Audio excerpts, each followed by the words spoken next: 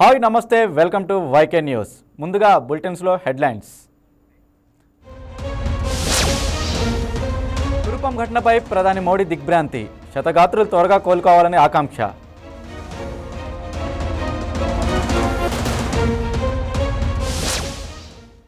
శ్రీశైలం ఆలయ అభివృద్ధిపై సీఎం చంద్రబాబు సమీక్ష, హాజరైన డిప్యూటీ సీఎం పవన్, మంత్రి ఆనం.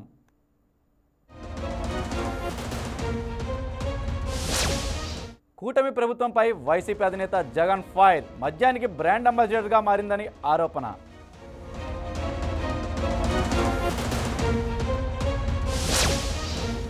కర్నూలులో భారీగా పతనమైన టమాటో ధర, పత్తికొండ మార్కెట్లో రూపాయికే కిలో టమాటా.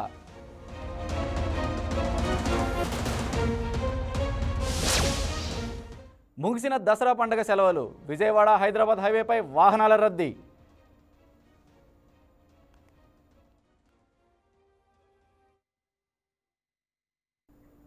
హైదరాబాద్ విజయవాడ 65వ జాతీయ రహదారిపై వాహనాల రద్దీ పెరిగింది. దసరా సెలవులు ముగియడంతో దసరా రిటర్న్ జర్నీతో హైదరాబాద్ వైపు వాహనాలు బార్లు తీరాయి. కార్లు, ఆర్టీసీ బస్సులు, ఇతర ప్రైవేట్ వాహనాలు ఒకదాని వెంట మరొకటి నిలిచిపోయాయి. అటు చిట్యాల, చౌటప్పల్, పతంగి టోల్ ప్లాజా దగ్గర రద్దీ ఏర్పడింది. ఈ మేరకు చౌటప్పల్లో వాహనాల రాకపోకలు నిదానంగా సాగుతున్నాయి. ఇటు ఏపీలోని జగ్గైపేట టోల్ ప్లాజా, కంచికకర్ల టోల్ ప్లాజాల దగ్గర రద్దీ ఏర్పడింది. మరోవైపు ప్రయాణికులతో బస్సులు కిక్కిరిసిపోయాయి. ఈ నేపథ్యంలో ట్రాఫిక్ సమస్య తలెత్తకుండా వాహనాలను పోలీసులు క్రమబద్ధీకరిస్తున్నారు.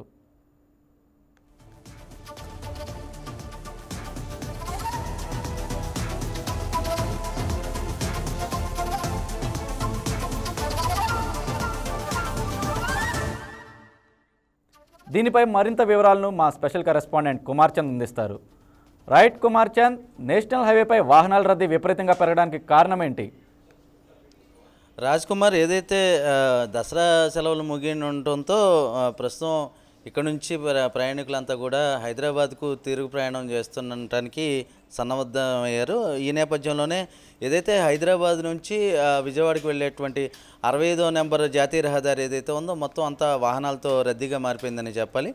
ఈ నేపథ్యంలోనే ఈ కార్లు కావచ్చు, ఆర్టీసీ బస్సులు కావచ్చు, ఇతర ప్రైవేట్ వాహనాలు కావచ్చు పూర్తి స్థాయిలో పెద్ద ఎత్తున అయితే మాత్రం ఈ రహదారి మీద అయితే దర్శనమిస్తున్నాయి. అదేవిధంగా ఏదైతే ఇప్పుడు ఏపీకి చూసుకుంటే ఏపీలో మొత్తం ఈ దసరా సంబంధించి 3000 బస్సులని ఇప్పటికే ఏపీఎస్ఆర్టీసీ అయితే ఏర్పాటు చేసింది. అదేవిధంగా తెలంగాణ గవర్నమెంట్ అయితే 8000 బస్సుల వరకు కూడా ఈ దసరా నేపథ్యంలో ఏర్పాటు చేసిన పరిస్థితి ఉంది. అయినప్పటికీ కూడా ఇప్పటికీ ప్రయాణికులకి అవి చాలేదనే చెప్పాలి. ఏదైతే నందిగామ ఏదైతే బస్టాండ్ ఉందో నందిగామ బస్టాండ్ అంతా కూడా ప్రయాణికులతో కిక్కిరిసిపోయింది. ఏదైతే హైదరాబాద్కు ఆ ప్రాంతానికి వెళ్ళిపోయి అంటే వీకెండ్ అవటం ఒకటి, రెండోది దసరా సెలవులు అవటంతో ఉద్యోగులంతా కూడా రేపు పొద్దున ఆఫీసులకి అటెండ్ అవ్వాలన్న గాబరాతో అయితే ఉన్న పరిస్థితి అయితే ఉంది. ఈ నేపథ్యంలోనే వాళ్ళు ఇప్పుడు తిరుగు ప్రయాణానికి అయితే సన్నద్ధమయ్యారు. ఏదైతే బస్సులు అయితే మాత్రం పూర్తి స్థాయిలో లేవనే చెప్పాలి. మామూలుగా అయితే కనుక 800 రూపాయలు ఇక్కడ నుంచి టికెట్ అయితే ఉన్న పరిస్థితి ఉంది. కానీ ఇప్పుడు ప్రస్తుతం ఆర్టీసీ బస్సుల్లో ఖాళీ లేకపోవడంతో ప్రయాణికులు కూడా ఎక్కువ మంది కిక్కిరిసిపోవడంతో బయట ప్రైవేట్ వాహనాలలో మాత్రం ఇవన్నీ కూడా అంటే ప్రైవేట్ బస్సులని నడుపుతున్న పరిస్థితి అయితే ఉంది. ఈ ప్రైవేట్ బస్సుల్లో 3000 రూపాయల వరకు టికెట్ని తీసుకుంటున్న పరిస్థితి ఉంది. దీంతోనే ఏదైతే అక్కడ హైదరాబాద్ నుంచి విజయవాడకు అంటే విజయవాడ కావచ్చు, అటు తూర్పుగోదావరి, ఉభయ గోదావరి జిల్లాలకు ప్రయాణమయ్యే ప్రయాణికులు ఎవరైతే ఉన్నారో వాళ్ళందరికీ కూడా ఇక్కడ రావడానికి అయితే మాత్రం ఈజీగా వచ్చేసారు.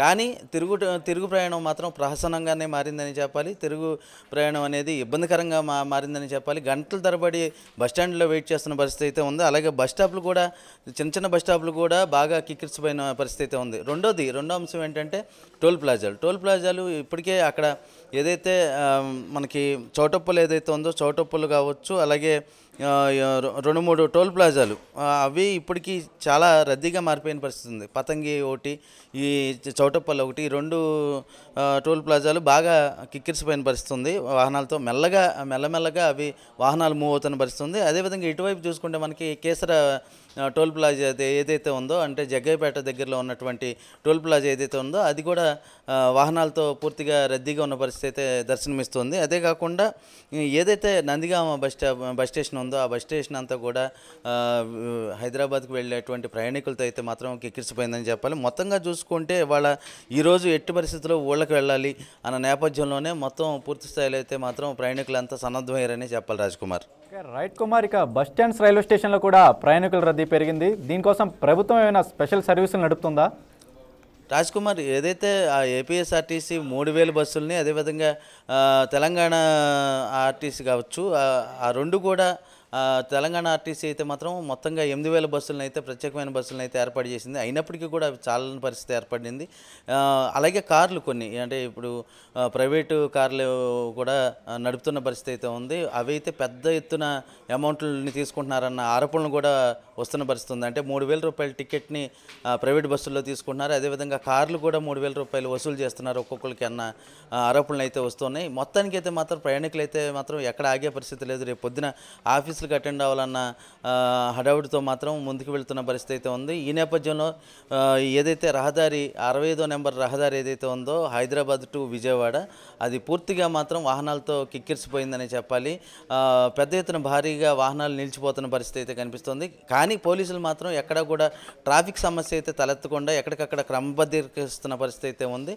ఈ నేపథ్యంలో అయితే మాత్రం పూర్తి స్థాయిలో వాళ్ళ నైట్ వరకు కాదు, రేపు పొద్దున వరకు కూడా ఇదే రద్దీ కొనసాగుతుందని కూడా అంచనా వేస్తున్నారు పోలీసులు.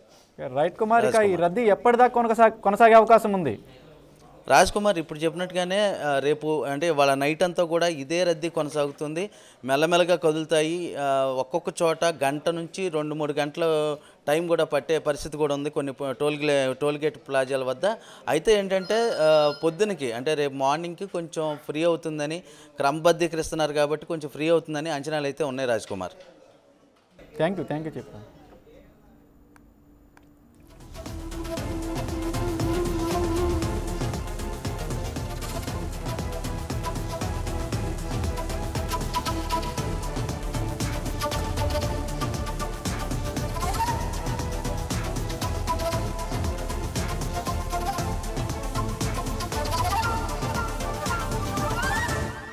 ఇక అల్లూరి సీతారామరాజు జిల్లా వ్యాప్తంగా స్వచ్ఛాంధ్రలో భాగంగా 38 అవార్డులు దక్కాయి.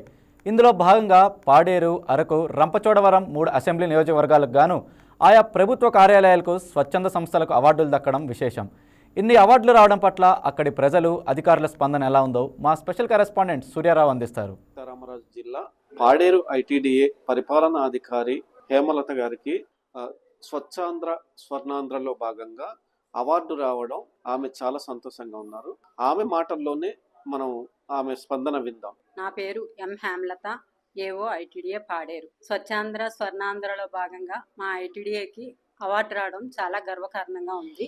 ఈ అవార్డుకు మూల కారణమైన ప్రీవియస్ పిఓ వి అభిషేక్ ఐఏఎస్ వారు మన ఐటీడీ ఆవరణ అంతా కూడా లాన్ని ఇతర మొక్కలన్నింటినీ ఇంప్లిమెంట్ చేశారు.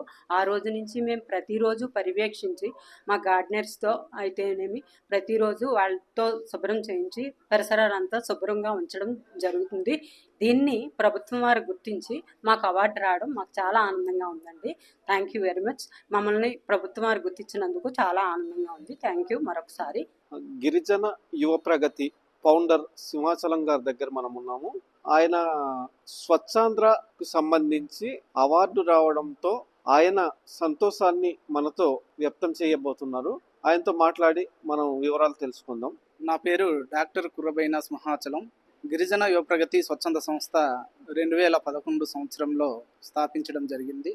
సో ఈ సంస్థ ముఖ్య ఉద్దేశం ఏంటంటే ఈ గిరిజన ప్రాంతంలో ఉన్నటువంటి అనేక సమస్యల మీద పనిచేయడానికి ఈ యొక్క సంస్థ స్థాపించడం జరిగింది. సో మా సంస్థ యొక్క మెయిన్ ఆబ్జెక్టివ్స్ ఏంటంటే ఈ గిరిజన ప్రాంతంలో ఉన్నటువంటి యువతకి ఉపాధి అవకాశాలు కల్పించాలి, అలాగే ఈ గిరిజన ప్రాంతంలో ఉన్నటువంటి అనేక సమస్యలపై పోరాటం చేయాలి అనే ఉద్దేశంతో ఈ ప్రాంతంలో ఈ సంస్థ స్థాపించడం జరిగింది. అందులో మెయిన్ ఆబ్జెక్టివ్స్గా ఒకటి skill development and education and health and sanitation. So ఇందులో భాగంగానే ఈ 2011 నుంచి నేటి వరకు అనేక సేవా కార్యక్రమాలు చేస్తూ ముఖ్యంగా అందులో ఎక్కువగా కాన్సన్ట్రేషన్ అల్లూరి జిల్లా అనేది అరకు, పాడేరు ఈ ప్రాంతాలు అనేది ఎక్కువగా ఈ టూరిజం ప్రాంతాలండి ఇదంతా కూడా. సో వివిధ ప్రాంతాల నుంచి ఇక్కడ టూరిస్టులంతా కూడా ఎక్కువ మంది వస్తుంటారు. సో వాళ్ళు రావటం వలన ఈ ప్రాంతంలో ఎక్కువగా పొల్యూట్ అవుతుంది అండి వాళ్ళు.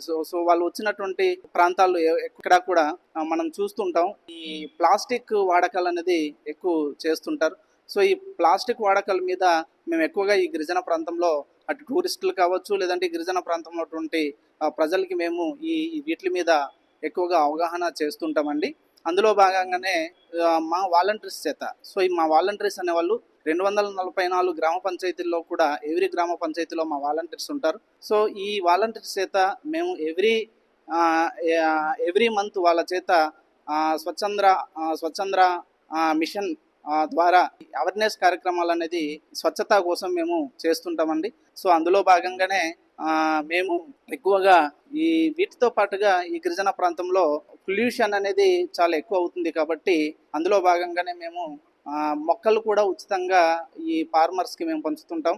సో 2011 నుంచి నేటి వరకు దాదాపు సుమారు ఒక 10 లక్షల పైబడి మొక్కలు మేము ఉచితంగా వివిధ మొక్కలు మేము ఉచితంగా మేము పంపిణీ చేయడం జరిగిందండి. సో దీని ఉద్దేశం ఏంటంటే బయోడైవర్సిటీ అనేది ఎంకరేజ్ చేయడానికి అని చెప్పి మొక్కలు అనేది ఎక్కువగా మేము పంచుతున్నాం. సో భవిష్యత్తులో కూడా ఈ పొల్యూషన్ని కంట్రోల్ చేయడానికి మేము ఒక 2 ప్రాజెక్ట్స్తో వెళ్తున్నామండి. సో అది ఇన్ ఫ్యూచర్లో మేము అది ప్లాన్ చేస్తున్నాం. ఎవ్రీ పేమిల్కి సో ఒక డస్ట్బిన్ మేము వాళ్ళకి ఉచితంగా ఇస్తూ వాళ్ళు రోజు ఉదయం నుంచి సాయంత్రం వరకు వాడేటటువంటి ఏవైతే వేస్టేజెస్ ఉన్నాయో ఆ వేస్టేజెస్ అంతా కూడా ఆ డస్ట్బిన్లో పెట్టి మా సంస్థ ద్వారా వాళ్ళకి ఎవ్రీడే మా వెహికల్ వెళ్ళి కలెక్ట్ చేసుకొని ఒక చోట తీసుకొచ్చి దాన్ని సేంద్రియ ఎరువుల్ని తయారు చేయడానికి మేము ప్లాన్ చేస్తాం సార్. సో ఆ సేంద్రియ ఎరువులు అనేది తీసుకువెళ్ళి మళ్ళీ రైతులకి మేము ఫ్రీగా డిస్ట్రిబ్యూట్ చేయాలని చెప్పేసి అదొక ప్రాజెక్ట్ చేస్తున్నాం. రెండవది ఏంటంటే ఈ ప్లాస్టిక్ బాటిల్స్ ఏవైతే ఉన్నాయో అవన్నీ కూడా కలెక్ట్ చేసి దాన్ని సెగ్రిగేషన్ చేసి ఆ ప్లాస్టిక్ని రీసైకిల్ చేస్తూ లేదనంటే దాంతో చాలా రకాల ఇవి చేయొచ్చు మార్కెటింగ్. సో దాని ద్వారా ఈ ఎంటర్ప్రైనర్షిప్ డెవలప్మెంట్ ఇక్కడ ఉన్నటువంటి యూత్ చేత చేయాలని చెప్పి ఆలోచన చేస్తున్నాం. అలాగే ఈ 2025 సంవత్సరంలో నాకు బెస్ట్ స్వచ్ఛత అవార్డు రావడం నాకు చాలా సంతోషంగా ఉంది. ఇది నాకు ఒక రకంగా నాకు ఇంకా ఉత్తేజపరిచింది. కాబట్టి భవిష్యత్తులో చాలా రకాల కార్యక్రమాలు చేయడానికి నాకు ఒక మంచి అవకాశంగా నేను భావిస్తూ, అలాగే నాకు ఈ అవార్డు సెలెక్ట్ చేసినటువంటి గౌరవ అల్లూరి సీతారామరాజు జిల్లా కలెక్టర్ గారికి, అలాగే జిల్లా యంత్రాంగానికి అందరికీ కూడా ప్రత్యేకమైనటువంటి ధన్యవాదాలు, అభినందనలు తెలియజేసుకుంటూ సెలవు తీసుకుంటున్నానండి. Thank you. స్వచ్ఛాంధ్ర స్వర్ణాంధ్రలో భాగంగా స్వచ్ఛంద సంస్థకు కూడా గుర్తించి జిల్లా కలెక్టర్ అలాగే రాష్ట్ర ప్రభుత్వం అవార్డు ఇవ్వడాన్ని ఆయన మాటల్లోనే మనం విన్నాం, ప్రశంసిస్తున్నారు. రాష్ట్ర ప్రభుత్వం స్వచ్ఛత సేవ కోసం స్వచ్ఛమైన సేవ అందిస్తున్న సంస్థలు అంటే స్వచ్ఛంద సంస్థలు మరింత ముందుకొచ్చి గిరిజన ప్రాంతంలో సేవలు అందించాలని కోరుతున్నారు. Over to studio. Andhra Pradesh primary health centres doctors association మళ్ళీ ఆందోళన బాట పట్టింది. తమ డిమాండ్లు నెరవేర్కపోవడంతో విజయవాడలోని ధర్నా చౌక్లో పెద్ద ఎత్తున ధర్నా నిర్వహించారు. ఇన్ సర్వీస్ పీజీ కోట కొనసాగింపు, time bound promotions, tribal allowance, సంచార చికిత్స అమలు వంటి పలు డిమాండ్లను ప్రభుత్వం వెంటనే పరిష్కరించాలని వైద్యులు డిమాండ్ చేస్తున్నారు. ప్రభుత్వం నుంచి రాతపూర్వక హామీ వచ్చే వరకు తమ ఆందోళన కొనసాగిస్తామని హెచ్చరిస్తున్నారు. మరిన్ని వివరాలు మా స్పెషల్ కరెస్పాండెంట్ హర్షిత లైవ్లో అందిస్తారు. రైట్ హర్షిత, పిఎస్సి డాక్టర్స్ ఆందోళన మళ్ళీ కొనసాగుతుందని తెలుస్తోంది. ప్రభుత్వంతో చర్చలు పూర్తిగా విఫలమైనట్టేనా? ప్రస్తుతంకి అయితే ఏదైతే ఈరోజు ధర్నా చౌక్లో జరిగిన ధర్నా ప్రకారం చూసుకుంటే ప్రభుత్వం అయితే అసంతృప్తాన్ని చెప్తుంది. ఎందుకంటే నిన్న మొన్న జరిగిన ఈ సమావేశాల్లో చూసుకుంటే దీనికైతే సత్యకుమార్ యాదవ్ దీన్ని అయితే పరీక్షించారని చెప్పాలి. ఏదైతే సీఎంఓ కూడా తీసుకెళ్ళడం కూడా జరిగింది. ఎందుకంటే 20% ఉన్నదాన్ని 15% తగ్గించారు. కానీ ఇప్పుడైతే ఏదైతే పిహెచ్డి డాక్టర్స్ చేసిన ధర్నాల ప్రకారం అన్నిటిని ప్రభుత్వం దృష్టిలో ఉంచుకొని అయితే 20% కూడా ఈ ఏడాది వరకు కొనసాగుతుందని అయితే చెప్పడం జరిగింది. దానికి కూడా అయితే దీన్ని సీఎంఓ కూడా తీసుకెళ్లి చంద్రబాబు నాయుడు కూడా దీనికి సంబంధించిన సమీక్షలు అయితే నిర్వహించారని అయితే తెలుస్తుంది. ఇది ఏదైతే ఇప్పుడున్న ప్రస్తుతం ఈ ధర్నా చౌక్లో జరుగుతున్న ఏపీహెచ్సి డాక్టర్స్ అయితే పట్టిందే పట్టన్నట్టయితే జరుగుతున్న దాన్ని కూడా అర్థం చేసుకోకుండా ఏదైతే ప్రభుత్వం అధికారులు సూచించారో ఇది జరుగుతుంది, మళ్ళీ వచ్చే ఏడాదిలో దీని సమీక్ష అనేది జరుగుతుంది అనేది ఇప్పటికి అధికారులు చెప్తున్నప్పటికీ వీళ్ళు ఇదే కంటిన్యూ అయితే చేస్తున్నారని తెలుస్తుంది. రాజ్ కుమార్. రైట్ హర్షిత, ఇక డాక్టర్స్ డిమాండ్స్ ఏంటి, దానికి ప్రభుత్వం సమాధానాలు ఏంటి? ప్రస్తుతానికైతే వీళ్ళకి ట్రైబల్ అలవెన్స్ ఇవ్వాలని, ఏదైతే ట్రైబల్స్ ఇప్పుడు కంపారిజన్ ఏంటంటే మేము అర్బన్లో చేసే వాళ్ళకి రూరల్లో చేసే వాళ్ళకి ఒకేసారి జీతం ఇస్తున్నారన్నట్టు కూడా డిమాండ్లు చేస్తున్నారు. ఏదైతే ట్రావెల్ అలవెన్స్ కానీ లేకపోతే సర్వీస్ కోటా, టైం బౌన్స్ వాళ్ళు నిరంతరం కూడా మాకు ఫోన్స్ అని ఏ టైంకి ఆ టైం కానీ చేస్తున్నాము. సో వాటికి సంబంధించి కూడా డిమాండ్స్ అన్నీ కూడా కరెక్ట్గా ఉన్నాయి. సో మేము ప్రభుత్వాన్ని అర్జీ పెట్టుకుంటున్నామని అయితే వీళ్ళు వ్యతిరేకంగా మాట్లాడుతున్నారు. Raj Kumar. Okay, thank you Harshita. తెలంగాణలో స్థానిక సంస్థల ఎన్నికల్లో బీసీలకు 42% రిజర్వేషన్లు కల్పించిన జీవోపై సుప్రీంకోర్టులో రేపు విచారణ జరగనుండటంతో రాష్ట్ర రాజకీయాల్లో ఉత్కంఠ వాతావరణం నెలకొంది. ఇక ఈ అంశంపై రాష్ట్ర రాజకీయాలకు కేంద్రమైన ప్రభుత్వం తీసుకున్న నిర్ణయంపై వ్యతిరేక పిటిషన్ దాఖలవడంతో హాట్ టాపిక్గా మారింది. ఇదే సమయంలో ముఖ్యమంత్రి రేవంత్ రెడ్డి కీలక సమావేశం నిర్వహించారు. ఈ భేటీలో deputy CM Bhatti Vikramarka, PCC అధ్యక్షుడు మహేష్ కుమార్ గౌడ్, మంత్రులు పొన్నం ప్రభాకర్, వాకిటి శ్రీహరి పాల్గొన్నారు. నేను చెప్తున్న క్యాన్సర్ ఏంటంటే మనకి lens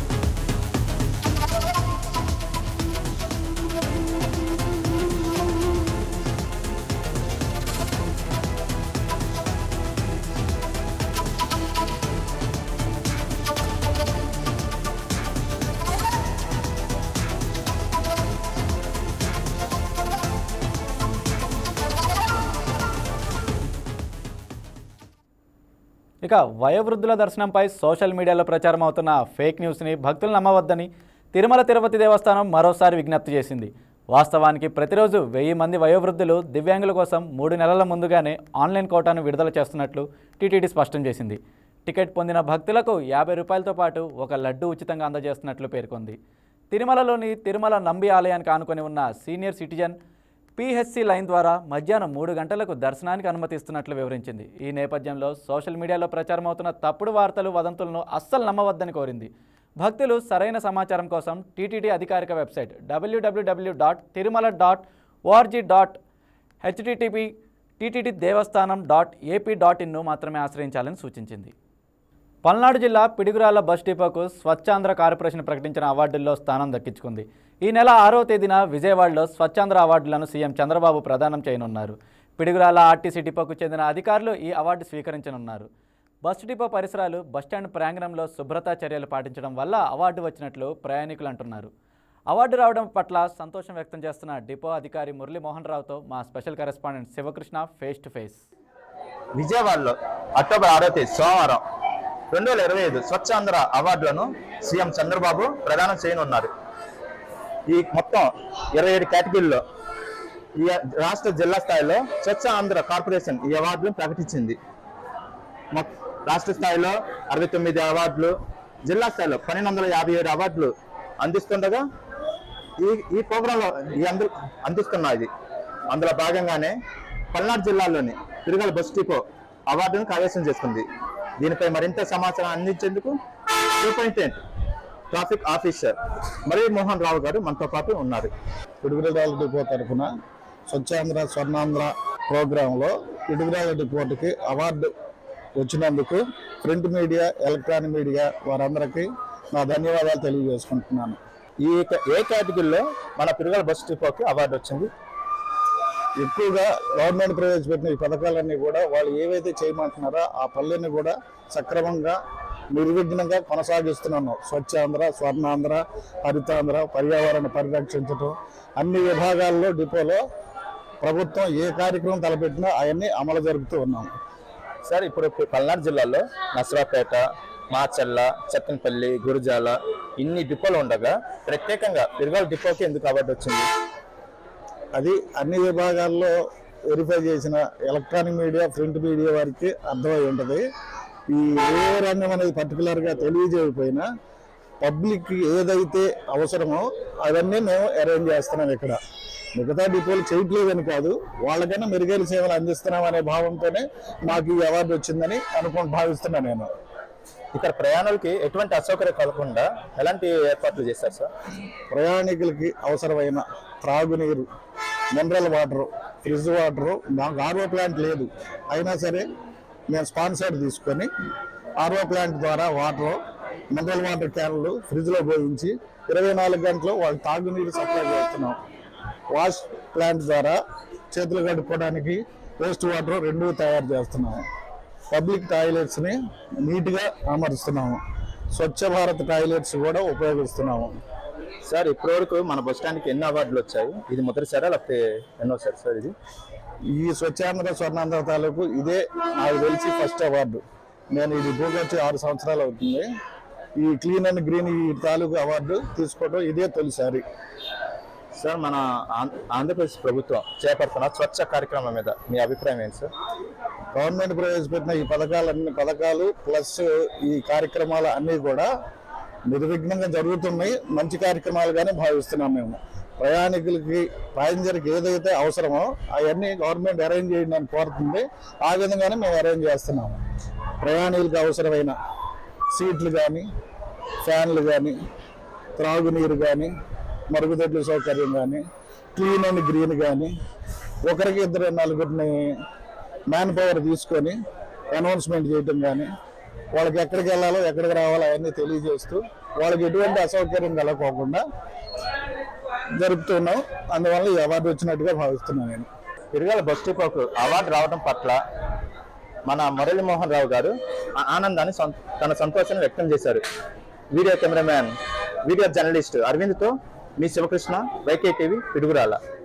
that's all for now. Keep watching YK news. ఇది తెలుగువారి గుండె చప్పుడు.